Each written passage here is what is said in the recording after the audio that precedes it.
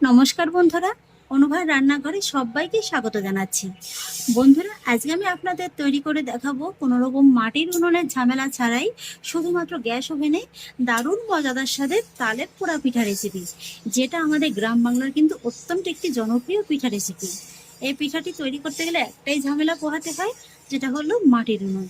তো শহর অঞ্চলে তো সবার মাটির উনুন থাকে না, তো কিভাবে গ্যাস ওভেনে খুবই সহজে একদম তালের পোড়া পিঠা খুব সহজে তৈরি করা যায়, সেই সহজ রেসিপিটি আজকে আমি আপনাদের সঙ্গে শেয়ার করব।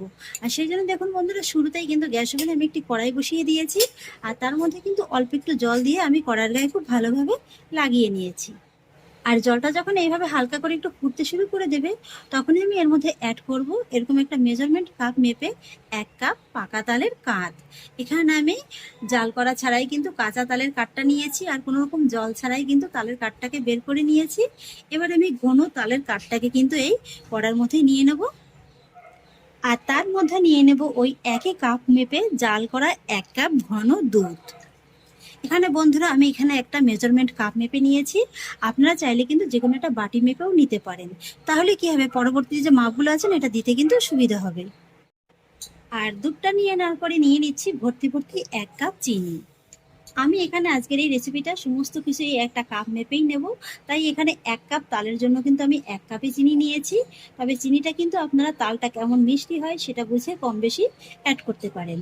আর এবার একই সঙ্গে অ্যাড করব ওই কাপেরই হাফ কাপের মতো নারকেল কোড়া। এবার এই সমস্ত উপকরণগুলোকে আমি খুব ভালোভাবে মিশিয়ে নেব।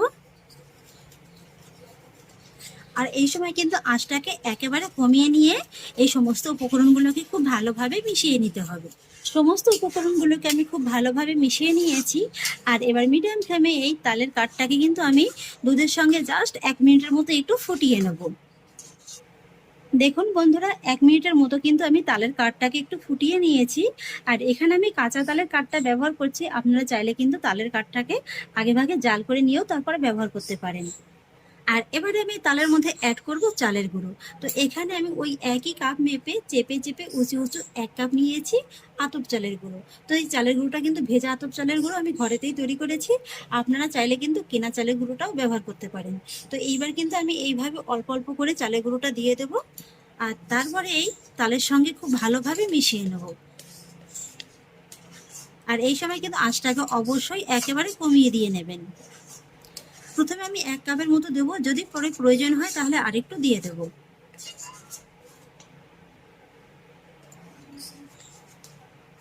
তো বন্ধুরা, প্রথমে আমি 1 কাপের মতো দিয়ে দিয়েছি, পরে হাফ কাপের মতো কিন্তু আবারও দিয়ে দিচ্ছি। এখানে আমি যেহেতু ভেজা চালের গুঁড়োটা ব্যবহার করেছি, তাই কিন্তু আরো হাফ কাপ চালের গুঁড়োটা বেশি লেগেছে। আপনারা যদি কেনা চালের গুঁড়োটা ব্যবহার করেন তাহলে কিন্তু 1 কাপ চালের গুঁড়োতেই হয়ে যাবে।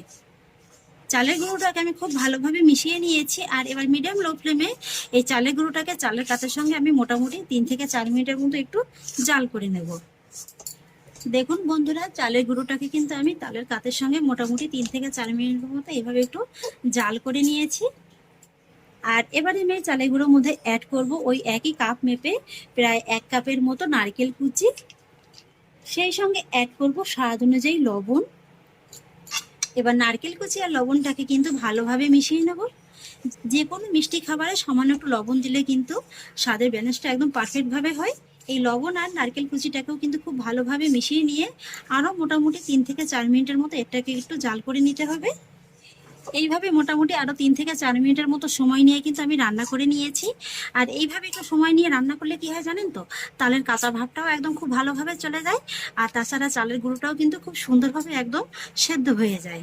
আর তাছাড়া দেখবেন, পোড়া পিঠা মানেই কিন্তু একটু নারকেল, তাই নারকেল করার সঙ্গে সঙ্গে যদি এইভাবে একটু নারকেল কুচিও আপনারা অ্যাড করেন, তাহলে কিন্তু পোড়া পিঠাটা খেতে খুবই ভালো লাগবে। এই যে নারকেল কুচিটা যখনই মুখে পড়বে না, জাস্ট অসাধারণ লাগবে কিন্তু খেতে। এই যে দেখুন, আমার কিন্তু চালের গুঁড়োটা খুব ভালোভাবে তালের পাল্পের সঙ্গে রান্না করা হয়ে গেছে। এবার আমি গ্যাসের ফ্লেমটাকে অফ করে দেব, আর তারপরে এটাকে হালকা করে একটু ঠান্ডা করে নেব। আর এবার দেখুন বন্ধুরা, তালের পোড়া পিঠাটা বানানোর জন্য আমি আর একটা কড়াই নিয়ে নিয়েছি। আজকে তালের পোড়া পিঠাটা আমি কিন্তু এভাবে কড়াইতেই তৈরি করব। আর এবার আমি কড়াইয়ের মধ্যে দিয়ে দিচ্ছি এরকম একটা কলা পাতা। কলা পাতাটাকে এইভাবে একটু ভালোভাবে বসিয়ে দিতে হবে। তার মধ্যে কিন্তু আরো একটু কলা পাতা আমি দিয়ে দিচ্ছি। এইভাবে কিন্তু কলা পাতা দিয়ে খুব ভালোভাবে বসিয়ে দিতে হবে। আর তারপর এর মধ্যে নিয়ে নিতে হবে এই যে তাল আর চালের মিশ্রণটা। আর এবার মিশ্রণটা যখন পুরোপুরি না হয়ে যাবে তখন হাতে এইভাবে একটু জল হাত করে নিয়ে এইভাবে কিন্তু একটু চেপে চেপে এই যে পিঠাটাকে খুব ভালোভাবে কড়ার মধ্যে সেট করে নিতে হবে।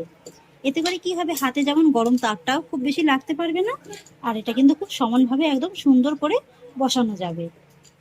দেখুন বন্ধুরা, পিঠাটাকে কিন্তু আমি কড়ার মধ্যে খুব সুন্দর করে বসিয়ে দিয়েছি। আর এবার কিন্তু এই পিঠার উপরে আবারও এইভাবে কলাপাতা দিয়ে দেব। এই যে দেখুন, কলা পাতাগুলোকে কিন্তু আমি খুব সুন্দরভাবে বসিয়ে দিয়েছি। এবার আমি কলা পাতাগুলোকে এইভাবে একটু মুড়ে দেব, আর তারপর এর উপর থেকে কিন্তু এইভাবে ঢাকাটাকে দিয়ে দেব। দেখুন কড়াইয়ের মধ্যে কিন্তু আমি পিঠাটিকে খুব সুন্দর করে সেট করে নিয়েছি। আর এবার কড়াইটিকে কিন্তু আবারও গ্যাস ওভেনে বসিয়ে দিয়েছি। আর এবার আঁচটাকে মিডিয়াম লোতে রেখে কিন্তু প্রথমেই পিঠাটাকে আমি 15 মিনিটের মতো রান্না করে নেব। 15 মিনিট বাদে এবার ঢাকাটাকে তুলে নিচ্ছি। বন্ধুরা, পিঠার নিচের পাশটা কিন্তু খুব সুন্দরভাবে তৈরি হয়ে গেছে। এবার আমি পিঠাটাকে একটু নামিয়ে নেব। পিঠাটাকে আমি নামিয়ে নিয়েছি, আর এবার এই পিঠাটাকে কিন্তু আবার একটু উল্টে দেব। আর তারপরে এই পিঠাটিকে কিন্তু আবারও এইভাবে কড়ার মধ্যে বসিয়ে দিতে হবে। তারপরে আবারও ঢাকা চাপা দিয়ে মিডিয়াম লো আছে পিঠাটাকে কিন্তু আমি 10 মিনিটের মতো রান্না করে নেব। আবারও 10 মিনিট বাদে ফিরে এলাম। এবার কিন্তু ফাইনালি ঢাকাটাকে তুলে নিচ্ছি। এই তো বন্ধুরা, আমার কিন্তু তালের পোড়া পিঠা একদম তৈরি হয়ে গেছে। এবার আমি গ্যাসের ফ্লেমটাকে অফ করে দেব, আর তারপরেই পোড়া পিঠাটাকে নামিয়ে একটু ভালোভাবে ঠান্ডা করে নেব। পিঠাটাকে আমি ঠান্ডা করে নিয়েছি। এবার আমি কলা পাতাগুলোকে তুলে নেব। এই যে দেখুন বন্ধুরা, পিঠাটা কত সুন্দরভাবে তৈরি হয়ে গেছে। এই যে দেখুন, হালকা করে কিন্তু একটু পোড়া পোড়া দাগও এসে গেছে। তার মানে কিন্তু পোড়া পিঠাটা একদম পারফেক্ট ভাবে তৈরি হয়েছে। এই যে দেখুন বন্ধুরা, পিঠাটা কত সুন্দরভাবে তৈরি হয়েছে। পিঠার উপরে দেখুন হালকা করে কিন্তু একটু পোড়া পোড়া দাগ এসে গেছে। তার মানে কিন্তু পোড়া পিঠাটা একদম পারফেক্ট ভাবে তৈরি হয়ে গেছে। তো পিঠাটাকে আমি একটা চপিং বোর্ডের পরে নিয়ে নিয়েছি। আর এবার আমি পিঠাটাকে একটু কেটে নেব। এই তো বন্ধুরা, পিঠাটাকে কিন্তু আমি একটু কেটে নিয়েছি। আর এবার কিন্তু আমি এই পিঠাটাকে একটু ছোট ছোট পিস করে কেটে নেব। এই যে দেখুন বন্ধুরা, পিঠাগুলোকে আমি খুব সুন্দর করে কেটে নিয়েছি।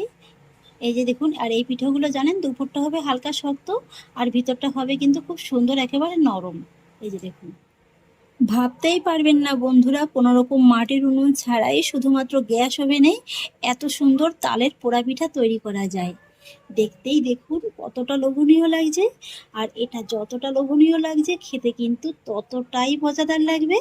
এই যে দেখুন,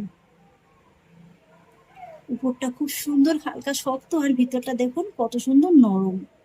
এই যে দেখুন, মাত্র 20 থেকে 25 মিনিটের মধ্যেই কিন্তু আপনারা এই গ্যাস ওভেনে এই পাকা তালের পোড়া পিঠা খুব সহজেই তৈরি করে নিতে পারবেন।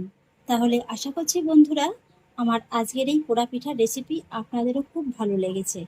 যদি ভালো লেগে থাকে তাহলে আমাকে অবশ্যই একটা লাইক এবং কমেন্ট করবেন, সেই সঙ্গে বন্ধুদের সঙ্গে শেয়ার করবেন।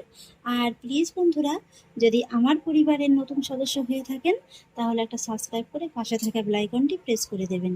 ফিরে আসছি পরের অন্য কোনো নতুন রেসিপি নিয়ে। সবাই ভালো থাকুন, সুস্থ থাকুন। ধন্যবাদ।